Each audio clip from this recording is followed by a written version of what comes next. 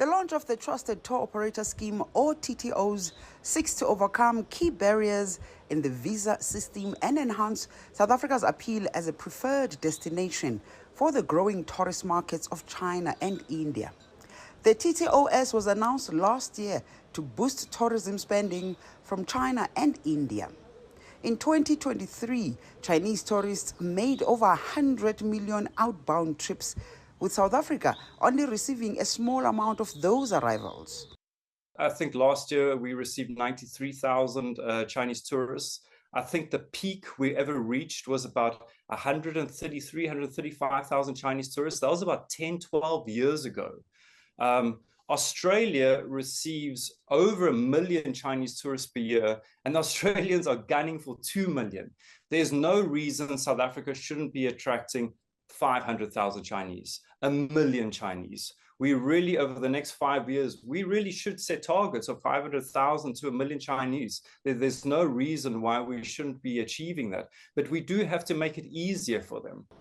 Michael Jones' firm works in the Chinese travel market. They try to attract Chinese tourists to a number of countries on the African continent. Jones says the Trusted Tour Operator Scheme will go a long way in cutting the visa red tape. Currently, it takes 8 weeks for a Chinese individual to get a tourist visa. For group tourist visas, it takes anything from 3 to 4 weeks. Now, I need to stress that this is now improved. A few months ago, a year ago, it was even longer than that. And frankly speaking, Africa, since post-COVID, Africa has really become the flavor of the month for Chinese outbound travelers. While the scheme has been roundly welcomed by the hospitality industry, they believe that the next step should ideally be to introduce a visa waiver for these two countries. China and India, I think we did just have a look at how important they are as markets into South Africa. They are the two largest and fastest growing outbound tourism markets in the world over the last 20 years. We have done appallingly in both these markets. The main impediment has been our visa regime. So a reform to that visa regime is incredibly important.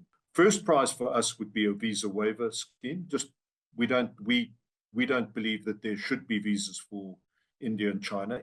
China and India are the world's two most populous countries, and South Africa is keen to continuously improve its systems to ensure that tourists from those countries find it easy to travel here.